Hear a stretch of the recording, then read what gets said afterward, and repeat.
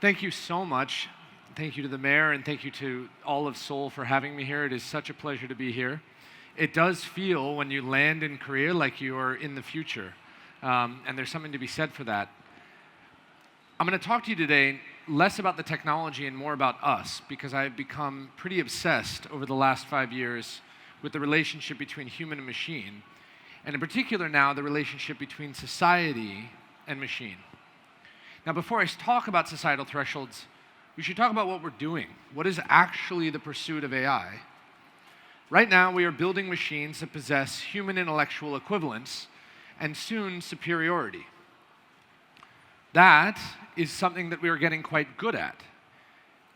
Right now, in the last 5 years, we've observed a near parabolic improvement in what the machines are capable of doing, going from product recommendations to novel science support. But somehow, even more important than how good the machines are getting, in my opinion, is this: how inexpensive the machines are getting. Somehow, more importantly, and lost, I think, on most people, is the rapid decline in inference cost. Some of this, of course, was sparked by DeepSeek's R1 in January this year, but what we are seeing right now is a precipitous decline in the cost to actually run the models, to use the technology. And I care about this for a lot of reasons. One, I care about this because any time in history we've observed a critical resource decline in cost this much, there has been a very good economic outcome. Water, foodstuffs, electricity, the internet, these all followed the path from scarce to abundant, and good things happen. And the other reason I care about this, it's the best evidence we have that AI is approaching utility or commodity. Outside of the frontier models, people will have access to the best technology at exceptionally low cost. And that, I think, means this. I think that the world will soon have access to unmetered intelligence. This is the biggest idea that I could sell you today, and I have only 15 minutes. So instead of talking to you about all that it is, let me tell you what it is not. Unmetered intelligence is not universal brilliance. This does not mean that everyone in the world will be smart. It means that everyone in the world will have access to brilliance, and what we do with it will be up to us. In the same way that just because you can read doesn't mean you do, in the same way because you have the internet does not mean you do research, unmetered intelligence does not mean that everyone will behave brilliantly. But as I start looking at unmetered intelligence, what are the implications? The big question that I keep coming up to is, in a world of unmetered intelligence, what is the limit of AI adoption? What is the limit of automation? Where do we actually decide that the human experience is sufficient? And that's led me to explore the theory of societal thresholds. A technological threshold asks the question simply, what can a machine do? That's all it asks. And a societal threshold asks the question, what do we want a machine to do? And I care about this a lot now for a number of reasons, not least of which is companies are going to build things that no one wants, and we'll talk about that in a second. And also, companies are going to build things that we should not want. There are a bunch of places that we could use this technology that we should not. There are a bunch of things that we should do to protect our humanity. But in order to explore this better, I've gone back in time recently to study the history of societal thresholds. Because what I really want to know is how and why does a societal threshold move? How and why does a society decide that a technology is something that we can adopt? And there are a bunch of historic examples: nuclear power, CRISPR, GMOs, tons of interesting technologies that we could use but we don't. But one historical one is really fun: the elevator. In 1854, Otis Elevator invents the modern people mover and starts selling a bunch of these elevators. By 1855, hundreds of tall buildings have purchased a thing that safely moves people up and down. The problem, by 1856, a bunch of these tall building owners have called up, Otis, no one wants to ride in the elevator. Why not? Well, they're afraid they're going to die. So Otis has a problem. He's met the technological threshold. He has built a machine that can safely move people up and down a building, but he hasn't met the societal threshold. He hasn't convinced people that they should use it. So he goes back to the drawing board and comes up with 3 ways he thinks he can convince people to use his elevator. The first, he puts a mirror in the back of every elevator. So when you get in, you'll be a little distracted by your own image. The second, he puts music in every elevator, so when you get in, you'll be a little entertained. And the third, he puts an operator in the elevator. He puts a physical person in every elevator to push a button, giving you the sense of human agency. And it works. It moves the societal threshold. And then we all use elevators. And now we can look back and sort of laugh. That introduces a really important question, which is, what are our elevators? What are the things that we should obviously be using this technology for that we are not? And it is wonderful to have Martin here because the obvious answer to our AI societal threshold is the autonomous vehicle. Now, so much has been said about the autonomous vehicle, and I want to be careful not to be too redundant. But what is remarkable today is this: 1.3 million people will die on the roadways this year. 1.3 million. The autonomous vehicle polls at 25% approval globally. 25% of the population wants an autonomous vehicle on their road. Why? Why? Why do we stare in the face of catastrophe and say no to the most obvious solution? Well, we went and studied this. And what I'm going to present to you, I think, are the three reasons that a societal threshold moves as told by the autonomous vehicle. The first reason is really simple. We love control. Humans love control.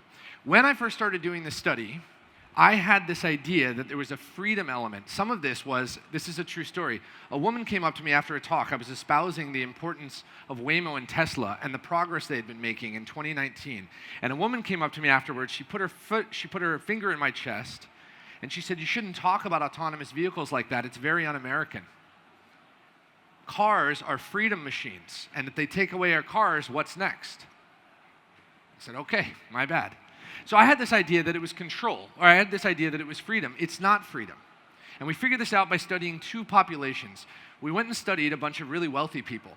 Really wealthy people, it turns out, like to fly planes and race cars.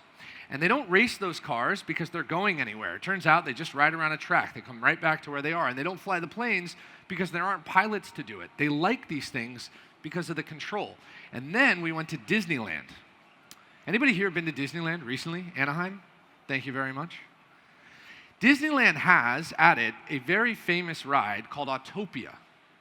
Autopia, built in 1954, one of the 6 original rides at Disneyland. It is a ride on which children aged 3 through 8 drive around a cement circuit, 2 miles an hour on gas-powered cars. It is ugly, it smells bad, it looks bad. Disney hates it because it has no Disney representation, and yet every time they go to change it, every parent says, "Don't get rid of this ride." Why? Because since 1954, its inception, it has been the most popular ride at Disneyland. More than Space Mountain, more than the Matterhorn. They don't talk about it, but it's the ride that every 3 through 8-year-old wants to do. Why? Because everyone knows that when you put your foot on the pedal and you turn a wheel, there is a visceral thrill. You don't need to be a genius or even an adult to appreciate the power of controlling a machine. And what we now face in a world where we are asking machines to take over things on our behalf, even those things that are killing us, it is going to be very hard for a lot of people to surrender that control. The second reason, technological thresholds are moving way too quickly. Martin knows this problem exceptionally well. When I started doing this research in 2019, autonomous vehicles were not that good. When I started talking about this problem in 2015, it was a pie in the sky, and they were decidedly dangerous. By 2019, they were good, but not great. Human drivers were still better in a lot of conditions. Then something happened. By the time we finished the study, autonomous vehicles had gotten exceptionally good. Guess how much that moved the polls? Guess how much that changed people's opinions on autonomous vehicles? Martin knows this answer, 0. And in fact, it appears that people are less interested in autonomous vehicles today than they were 4 years ago. The answer to this is pretty clear. Most people have no idea how good these machines are. Outside of Pittsburgh and Phoenix, San Francisco, Austin, a few places around the world, most people have never seen an autonomous vehicle. Fewer people yet have been in one. And they have no idea this technology has actually progressed to a place where we want it. And I understand this problem exceptionally well because I spoke at a medical conference 2 months ago espousing the progress of imaging in radiology pathology. And when I was done, a radiologist in a crowd of 2,000 people stood up, raised his hand, and he said, "You shouldn't talk about it that way. Radiology pathology is still not very good with computer vision." And he cited a study from December 2024. And I had to say, "Sir, I'm sorry to embarrass you, but that study is old. Radiology pathology, as of last month, is in fact now a solved problem for every scan except the cardiology chest scan." If a radiologist does not know that his industry has been turned over by technology, what chance does the average person have? That is a huge problem as we build these applications, helping people go through the journey so that the societal threshold can catch up to the technological progress. But the last reason is the most important. It's the one that I cannot stop staring at, and it's the one that I think we will talk about basically forever.